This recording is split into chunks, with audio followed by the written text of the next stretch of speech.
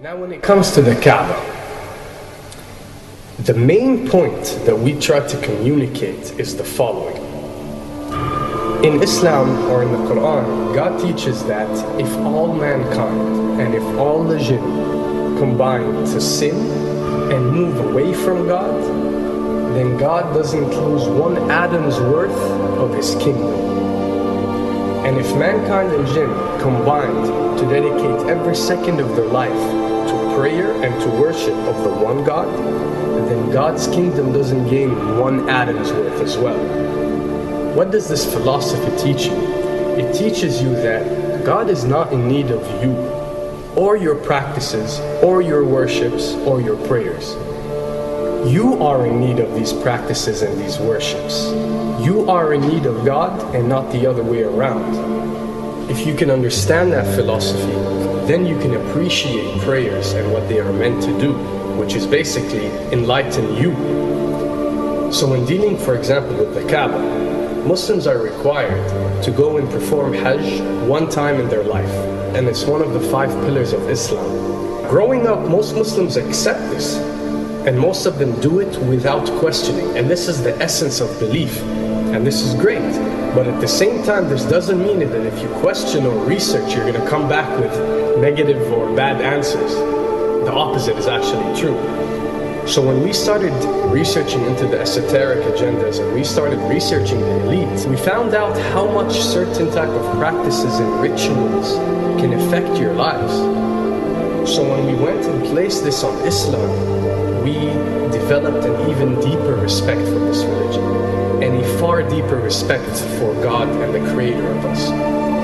So when you go to the Kaaba and you circle around it 7 times, the essence of this worship is not that you are worshipping a stone, or that you are worshipping a house, or that you are worshipping a Kaaba. The Kaaba is merely the focal point or the centerpiece that all Muslims have to unite and focus their energy and prayers towards in a practice that is actually worshipping God.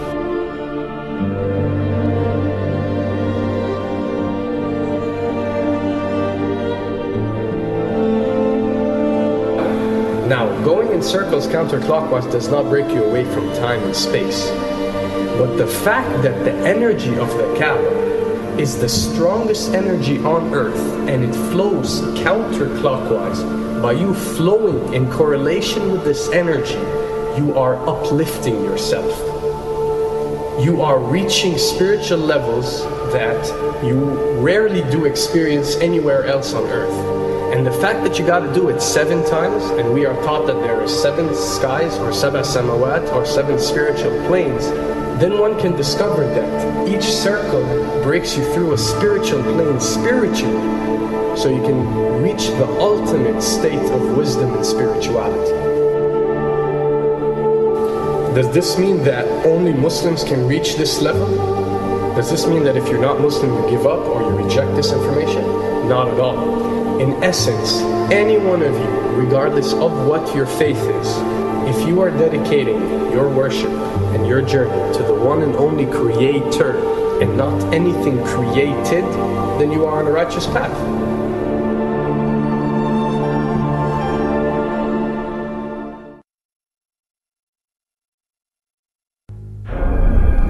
To begin with, the significance of 911.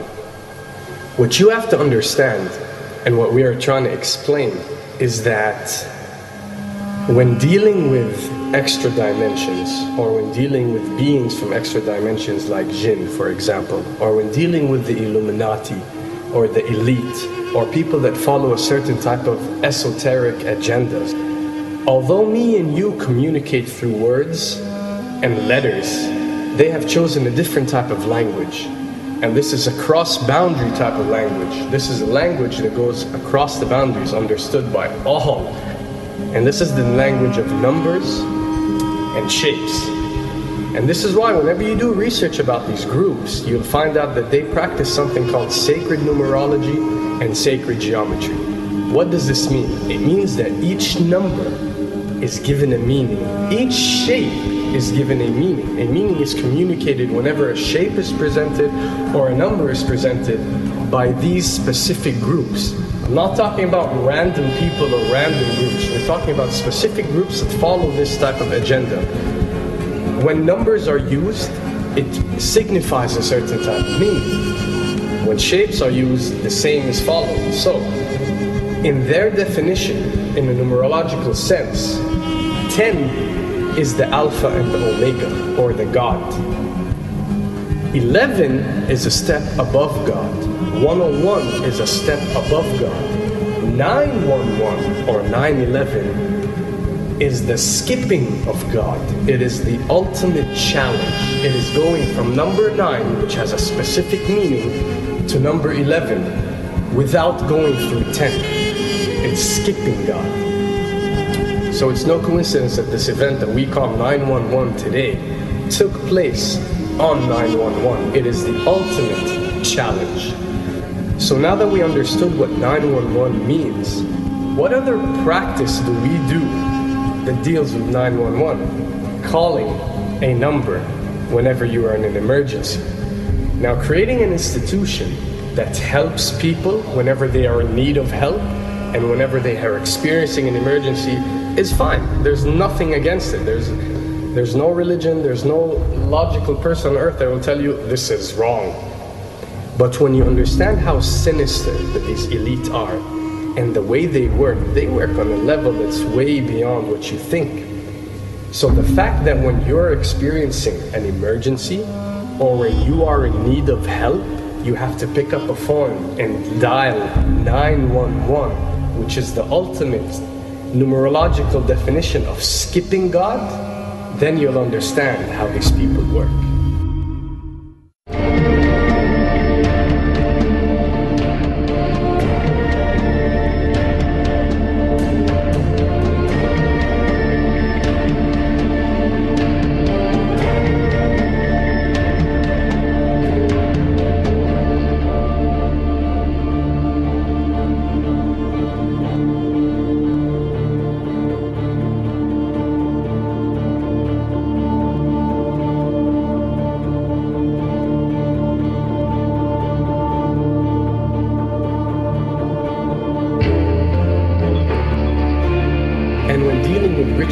Recognize that everything adds up.